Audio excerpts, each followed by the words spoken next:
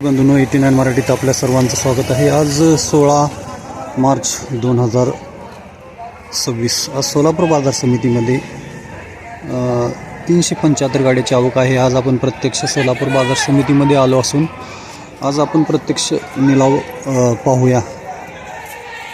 900 रुपये 900 रुपयाने गेलेला आहे। टर्पल निघालेला आहे। गोल्टी 600 रुपये प्रति क्विंटल।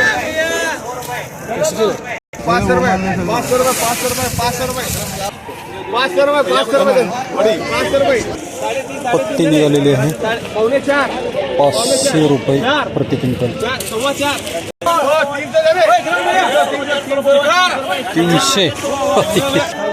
300 रुपये प्रति क्विंटल। 800 रुपये प्रति क्विंटल पत्ती आहे। 900 रुपये 900 रुपये 900 रुपये 900 रुपये 900 रुपये 950 रुपये बरोबर होता। 2 जण लिहो मैं है तो लड़ू लेता बुशाचे मारले नारळासारखा आहे कांदा, पण 1000 रुपये प्रति क्विंटल गेलेला आहे। या ठिकाणी पत्ती निखळू लागलेली आहे, त्यामुळं आणि अशातच बाजार एकदमच कमी आहे। कसलं मोठं आहे 1300 रुपये प्रति क्विंटल मोठा आहे। पत्ती आहे त्यामुळे 1300 रुपये गेलेलं आहे।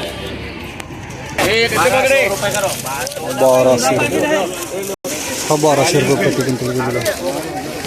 14 पाकिट 100 रुपये 1200 रुपये 12.5 अरे 13 सव्वा 13 साढ़े 1300 रुपये 1350 रुपये जाते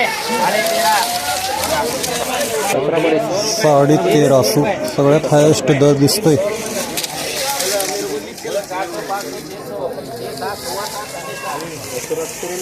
तर शेतकरी मित्र, आज सोलापूर बाजार समितीमध्ये टॉप नंबर 1 कांदा हा नंबर 1 कांदा 1000 पासून ते 1300 रुपयेपर्यंत विकतो आहे। ते पण बोटावर मोजणे की वक्कल आहेत हे। अन्यथा 2 नंबर जो कांदा आहे तो खरं तर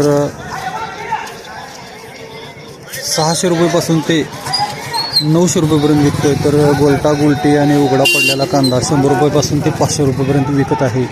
एकूणच सरासरी कांद्याचे दर जर बघितले तर 500 रुपये प्रति क्विंटल विकत आहे। बहुतांश कांदा हा 500 ते 600 रुपये प्रति क्विंटल विकत आहे। त्यामुळं सध्या शेतकऱ्यांची आर्थिक परिस्थिती ही अत्यंत बिकट झाली असून कांदा मार्केटला आणणंसुद्धा परवडत नाही। शेतात ठेवलं तरी किती कांदा म्हणून साठवणूक करायचा असा एक प्रश्न सध्या शेतकऱ्यासमोर उभा आहे। त्यामुळं खरं तर केंद्र सरकारनं आता शेतकऱ्यांना या उन्हाळी कांद्याला अनुदान दिलं तरच शेतकरी हा आगामी पीक करू शकणार आहे, अशी परिस्थिती सध्या सोलापूर बाजार समितीच्या निलाव आणि भावावरून दिसून येत आहे।